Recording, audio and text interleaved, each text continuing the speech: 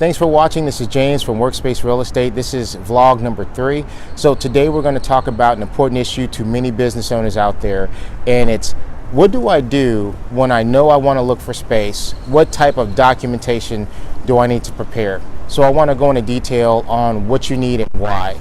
So first thing that you need to do is make sure that you have at least your last 2 years of tax returns ready to go. You also want a profit and loss statement as well as a balance sheet. Those are the basic documents that you need in order to show the financial wherewithal of your business. I want to tell you why that's important.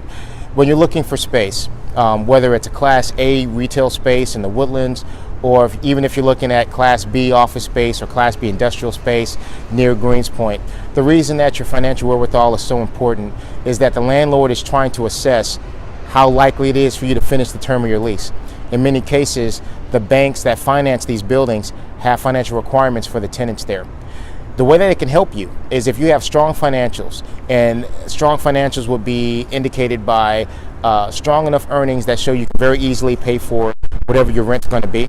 If you have strong financials, it's going to give you more leeway to get greater concessions in the deal. If you have weaker financials, then it can negatively impact just how many concessions we can get as far as negotiations go. Here's usually how that works. If you have strong financials and we negotiate, we can usually get more free rent out of a landlord. We can get more build out allowance out of a landlord. We can do longer leases and lower rates. All of those things come with strong financials. On the flip side, if they're weaker, I don't want my clients to show weak financials if they have them.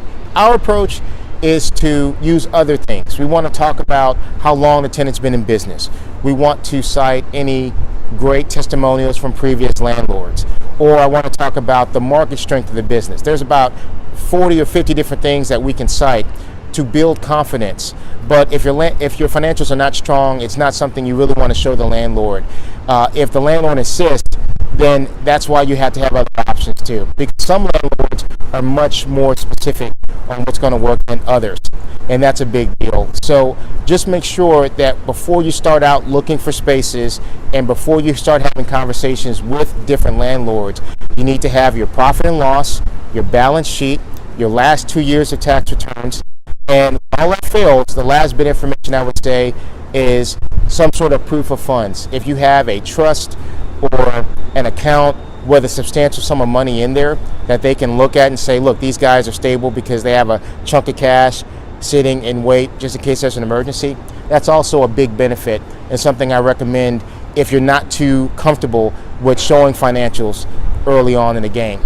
But no matter how you look at it, financials matter for a lot of these spaces, and play what you have. If you have a strong hand with financials, show that card early.